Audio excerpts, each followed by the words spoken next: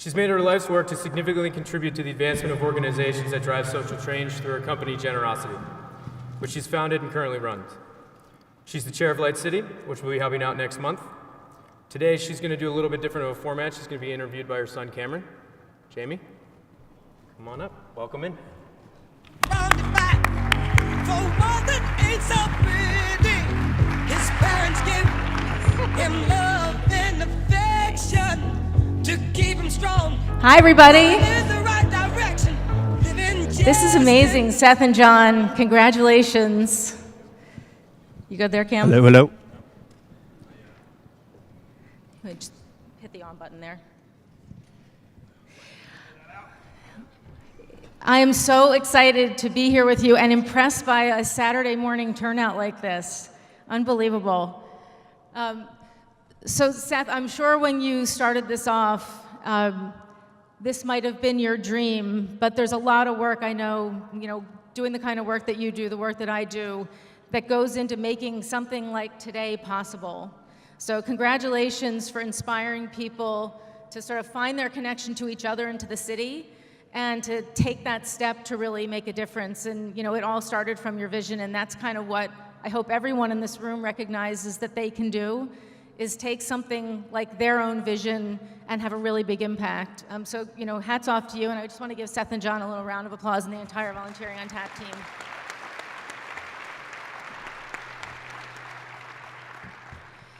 So we're going to do things a little bit differently today. I do a lot of talking about impact around the country, but this is a sort of a chance for me to do something that I'm excited about and I haven't done before, because my son is sort of your age, and we sort of live a life in our family of action and impact. But we actually, I don't think, have ever really had the kind of conversation I'm hoping we're going to have today.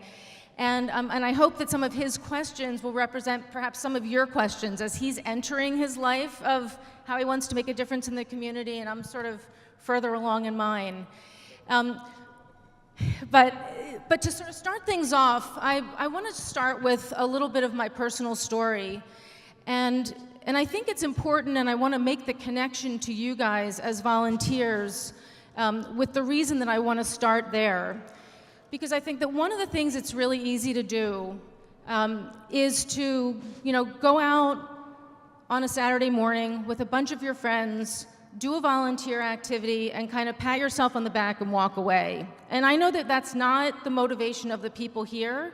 It's sort of the natural thing, right? You go, you make your difference, you go and you have your beer, and you probably get home sometime later that day and you kind of say to yourself, like, did I connect with a person that day? Did I hear someone's story? Did I learn something from that was good for them and good for me?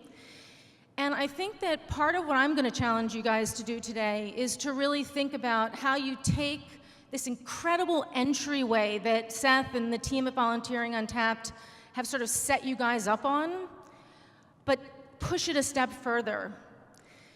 Because I think that the easy thing is to do that, but never actually to make the connection. And the truth is that for us to move the city forward and for us to create the community and the world that you guys want to live in, we need to do more than sort of come and go through these opportunities. We need to sink in a little bit. And I think a big part of that happens when you try to take that extra step of understanding someone else's story and finding your common ground. And so just a quick 2 minutes on my story, and then we'll go into some Q&A with my son Cameron. So I'm a city kid from Philadelphia.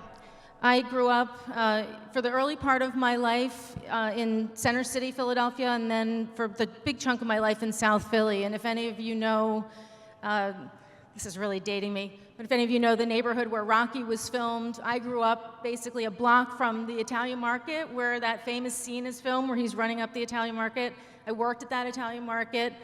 I am the daughter of a woman who had me when she was 20, who was not college educated, who was divorced very young, single, struggling mom. And but I was really fortunate as a young kid to to go to a school that they had in Philadelphia called Masterman, which is a magnet public school that I started where I was in 4th grade. Got a Masterman person back there? Unbelievable. Still one of the best public schools in the country. And look, there's a lot of things that set people's life on the trajectory. That, for me, was one of those moments of inflection. I have 2 sisters who went to their zone school, and and neither one graduated from high school.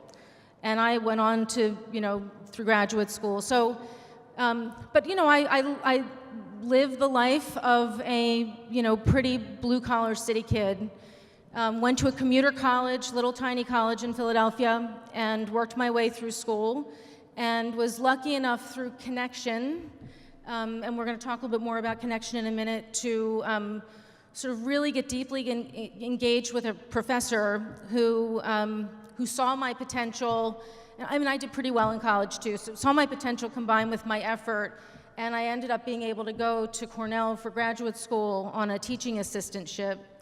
At the same time, I started dating this guy, and as many good stories go, I came to Baltimore because of him, and 6 months later, I was still here and he was gone. But it really, again, was another one of those inflection points in my life that couldn't have worked out better. So this is 1986, and this is before voicemail and email, and all I knew, having grown up pretty poor, was that I just didn't want to be poor. I wasn't all about, I wasn't setting out to try to be an investment banker. That's what I ended up doing. I just was setting out not to be poor. And so I figured, like Jesse James, go where the money is. And so I started, calling banks and investment banks and trying to sort of get myself a job. I'm not going to go through all the details of that, but I ended up getting a job at a place called Alex Brown, which was pretty well-known investment bank here in town. Ultimately, I was there for 17 years, was bought by Deutsche Bank. I left in 2003. And since that time, I've started and sold a couple of companies, sort of went into my entrepreneurship life. My second company was a company called GiveCore, which is where I first crossed paths with many of you in this room. And my work at GiveCore led me into the work that I do today, working on kind of large-scale social impact initiatives and advising CEOs who are interested in their impact lives around the country. So, so that's a little bit about my personal story, and I really encourage you, when you're out doing some of the volunteer things that you're doing, if you are working with people who are not from your network, from your community, ask them their story. That's the heart of what's going to really actually change things, is for us to find our points of connection with each other. But with that, let me stop there and let's talk a little about volunteering. So okay, lovely, we're back. So I just want to say, first of all, this is a huge success for me because I made it up the stairs, so thank you. Yep. Awesome. So I guess just right off the bat, how did you get your start in the world of volunteering? So, so one of the things, once I got started in my job here as an investment banker, was that I realized that while I was accomplishing the thing I had set out to do, which was not be poor, I had this sort of unmet sense of sort of how I was actually mattering. And I think that a lot of volunteerism at its heart really comes down to this sense that we want to matter. And so I had 2 sort of moments that were very important in my early volunteering life. I had a mentor at my job who said, I'm involved in this organization, and I didn't have a network like you guys. You're so lucky. When I came to Baltimore, there just weren't a lot of 20-somethings. It was not a young person's town the way it is today. And so a lot more of it was point to point. But he engaged me in an organization called the Child Abuse Prevention Center, and I really kind of cut my teeth on where I could kind of plug in and make a difference. And again, I was fortunate enough that I had some time, right? It wasn't sort of a one-day thing. It was like, make a commitment for a year.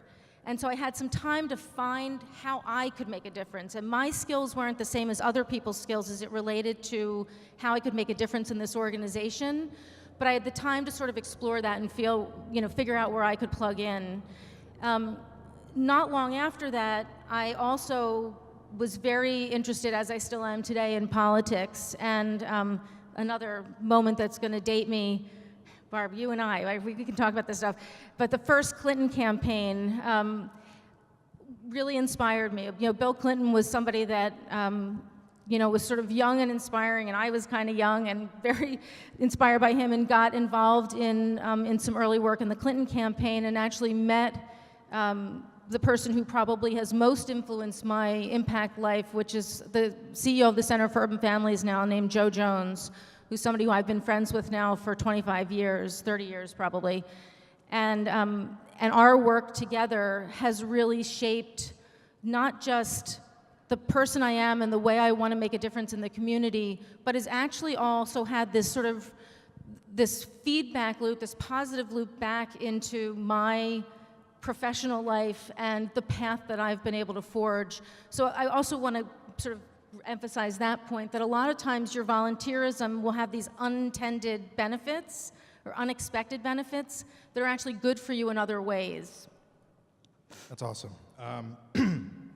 What was it about the connections that you made while volunteering that, say, was different than the connections that you made in your professional or personal life? That's a really good question.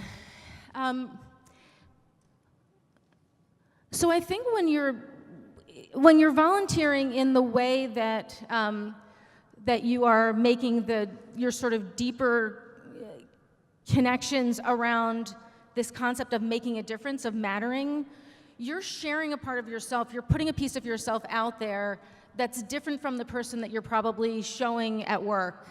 And if you take this sort of point of view that I have tended to take in my volunteerism, where for me it's about really understanding that person's story and understanding how our relationship can advance both of us, I think that has really been much more of sort of the essence of what has made those relationships different. And again, Joe is a really good example, but again, many of you, I'm friends with a lot of the people in the room here, partly because you've been generous enough to share your story and your passion with me, and I have felt like that's good for me, and I hope that it's also something that feels good to you, to be able to sort of have somebody understand you and sort of be excited about what you're aspiring to do. So can you get a little bit deeper in the weeds there and maybe give like a specific example of a moment or a place where, say, Joe Jones, or pick any of the people in this room, had a direct impact on something Sure. that you're doing professionally or personally? Just give us a real example there. Yeah. So,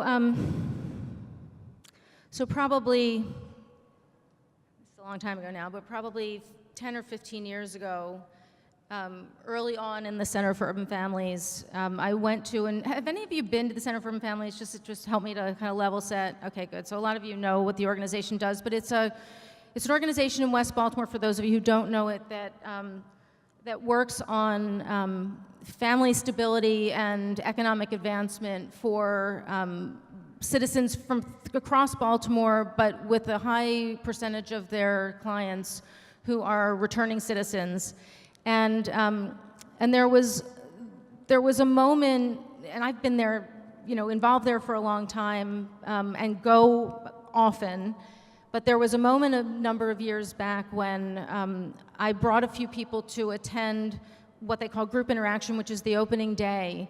And one of the requirements of group interaction is that they have an exercise where people are asked to smile at one another. And it sounds so basic, but this is a difficult situation that people are putting themselves into, where they're sort of, in essence, raising their hand and saying, I'm ready to change my life. I've come out of prison often, or I've come out of difficult circumstances, and I'm sitting here ready to change my life. And a man stood up in front of the audience because he was called up because he would not smile. And they were sort of saying to him, you got to do this. Like, you've got to show that you're ready to take this step.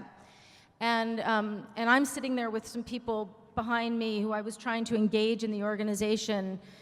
And this young man stood up and he said, I can't do it today. He said, my father's brother was shot last night, and if you guys make me leave because I can't smile, I'm going to go do something I'm going to regret. And Joe stood up and it basically brought this person back into the moment and got some of the elder men in the room, to sort of take him and help him sort of work through this difficult moment. And I sat there with people who are scared of West Baltimore, who were sort of looking at this. I hate to say it because it's awkward, right? We want people to engage, but at the same time, there can be a little bit of a voyeuristic aspect of it, right? And they're in tears watching this moment.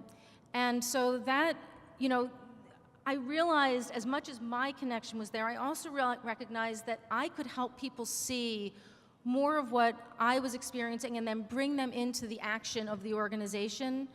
And so that work with Joe sort of pulled me into helping him around fundraising, and that experience of learning how to be a volunteer fundraiser led me to start GiveCorps, which led me into generosity, which led me here today, and to doing a whole range of things.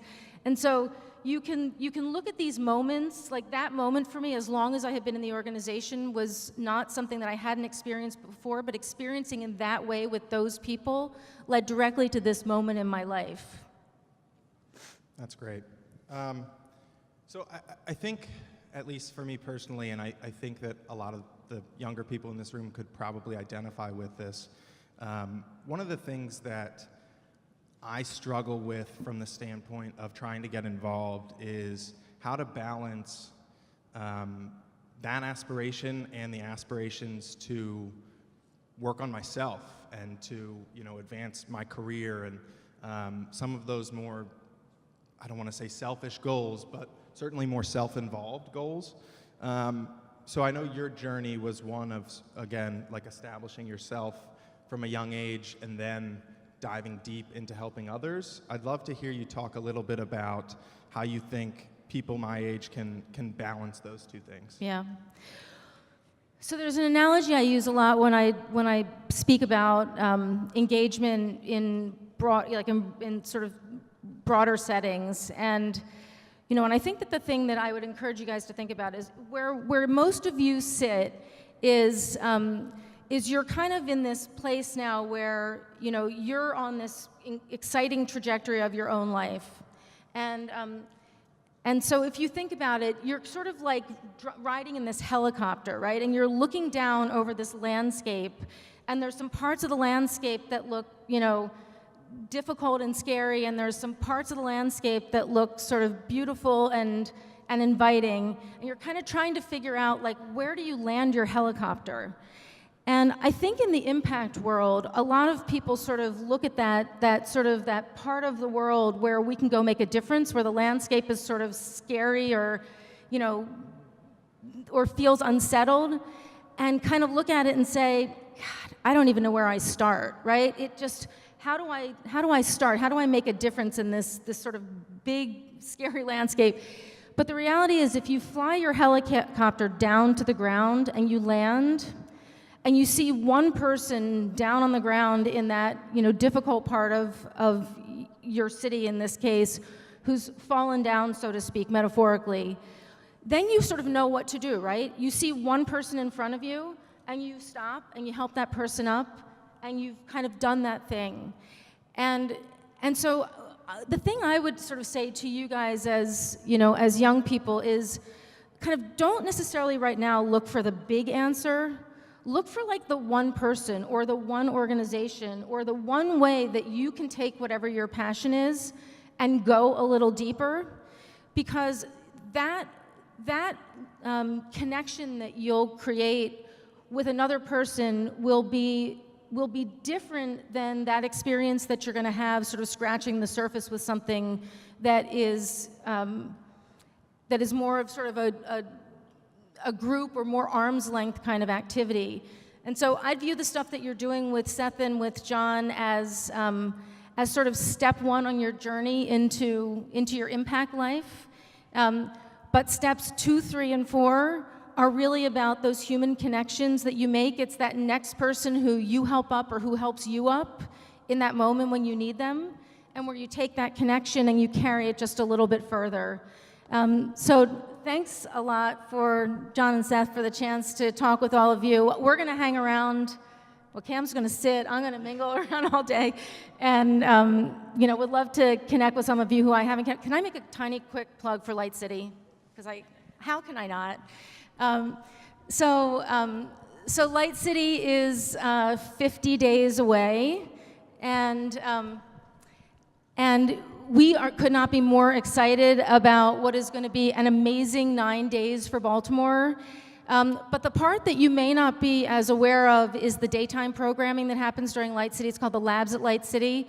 A big part of the schedule goes live Monday and Tuesday, but it is an incredible 6 days of amazing thinkers, amazing topics, all around this concept of social impact, but looked at through the lenses of 6 key areas of social impact that really are relevant in Baltimore. So health, education, food, design, green, sustain, and social innovation. And we have everything from sort of like national caliber people in every single one of those labs, to some of the people in this room, to just everyday Baltimoreans on the stage as peers, talking about how we make our world a better place. So I really encourage you not just to come out and enjoy the lights and the beauty of what the evening part of Light City will be, but the daytime programming is going to be, it's going to be thought-provoking and inspiring, and I hope for many of you, life-changing. So, so please consider joining us at the Labs at Light City. You can just find it on lightcity.org's website, and I hope I see a lot of you there.